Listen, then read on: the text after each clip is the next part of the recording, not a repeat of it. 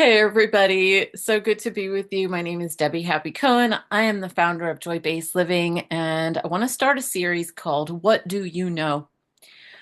I kind of want to be your inner wisdom fairy. You have inner wisdom in you, and I want to remind you to tune into it and to act on it. It can be anything. So, for example, one woman that I've worked with for a lot of years who's doing really, really great in the world. Um, and with her family. She's just doing amazing. She used to say to me, "Oh my gosh, I need to take more vitamins. I need more I need to take I need to take vitamins. I need to take vitamins." And I'd be like, "Okay, let's go to the store." This was going on for weeks. "Let's go to the store. Let's get them for you. I'll go with you." And she goes, "Oh no, they're on my kitchen counter. They're on my kitchen counter." And so I wanted this to be an invitation for you. I'm being your inner wisdom fairy, an invitation for you to tune into your inner wisdom right now in this moment. Is there something you know that you need to do, a phone call you need to make, a step you need to take, a thing you need to do? Your body has wisdom. And those of you who've been around a while, you know that as a group, as a collective at Joy Based Living, we talk about embodiment and we talk about honor. And for those who need it, we talk about healing trauma, including narcissistic abuse and things that are invisible that like kind of drain the soul out of you, like dementors. And you get the soul back by listening and embodying. And so I have like a lot of embodiment meditations and things like that. But at the essence of all of it is, what do you know? You know what you know. And it doesn't have to be big things. It can be really little things. And if on a daily basis, like I'll pick up different herbs, and my body will just feel really strong about one. And then all of a sudden one day I'm like, okay, I'm done with that one for now. Like I love Echinacea Golden Seal, and it's the one that never gets thrown out but it's been years since I've taken it. And a couple of days ago, I was like, I really need Echinacea Golden Seal. I'm like, okay, and then there'll come a day within a few days or a few weeks where it's like, okay, done with that for now. My body has what it needs. You can trust your body's knowing. And this is the one thing that, as a culture, one thing we do at Joy Based Living is we start cleaning up cultural conditioning so you can listen to your own knowing, you can listen to your own body. And as you're cleaning up that cultural conditioning, one of the funny things that we call it, and if you're new, you really better listen to this closely. We call it vulture culture. And vulture culture has to do with spring cleaning your mind and your life. I want to say one thing about vultures because I love them. If it wasn't for vultures, the earth would be a really dirty mess. They are some of the cleanest, kindest, cooperative community of creatures ever. They are just such lovely, lovely creatures, and they soar on heat waves. They can soar for up to 6 hours on heat waves, and they call out to each other from like miles away and says, "Here's some new food for us." And they're actually extremely clean and very playful too. So I actually got to pet one in a rescue sanctuary a few years ago. Back to you, your inner wisdom. You know what you need to clean out. You know the things that you need for yourself. Listen within. Be your own inner wisdom fairy. In the meantime, I will help you remind you. Is there something that you know right now you know you need to do? We're living in a world where we have a lot of chaos, a lot of kind of disruption. People feel troubled, but there are ways of getting beyond that. So we go from like vulture culture of cleaning out the cultural conditioning so we can listen to ourselves. And then we tune into a larger sense of who we really are. Yes, I'm talking about the soul, about the spirit. Psychology did a major disservice by cutting out the psyche, psycho. Psycho means soul.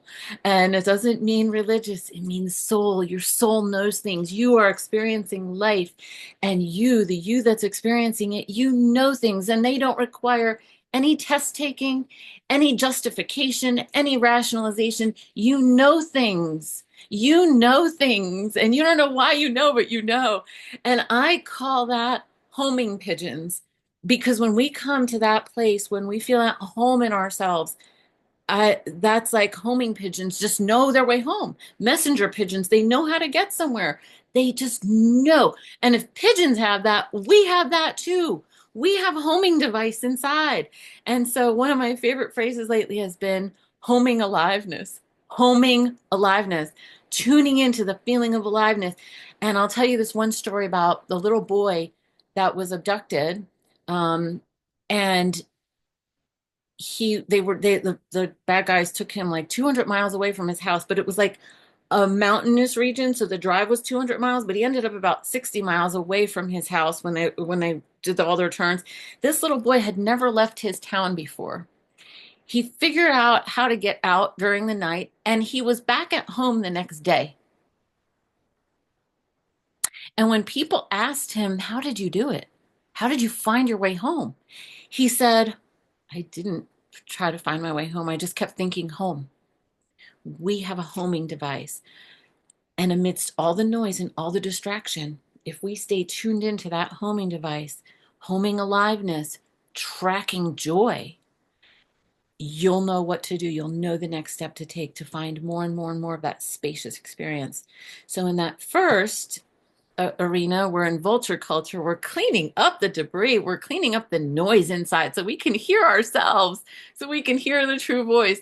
In the second level, homing pigeons, we're tuning into that larger sense of who we are, the you that knows how to witness your thinking and knows how to witness your emotions, so then you don't have to be reactive even to your thoughts. Your thoughts are just moving along. You don't have to like grab onto them, and then when you do, you can let go more easily because you're identified with something bigger.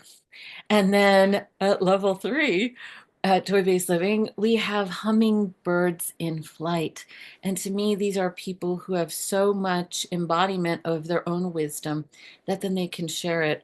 There are things that your body knows to do. Like a few months ago, somebody close to me passed away, and a neighbor of mine a couple of days earlier had given me some wild roses, and it was around midnight that I found out about this death. And I live near a mountain ledge. And so I took the petals off the roses and made like a whole bunch of them.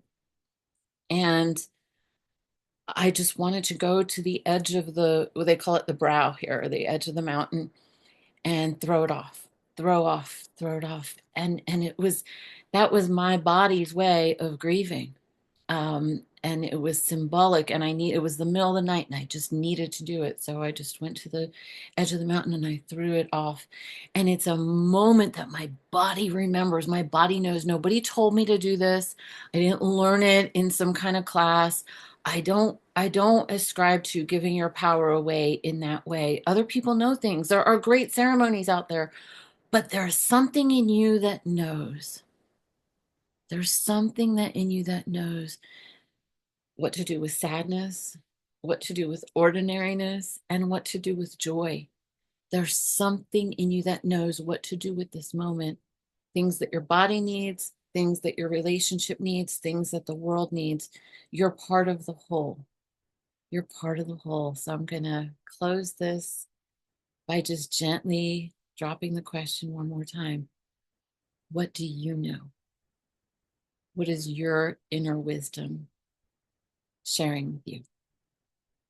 Thank you for listening. Bye for now.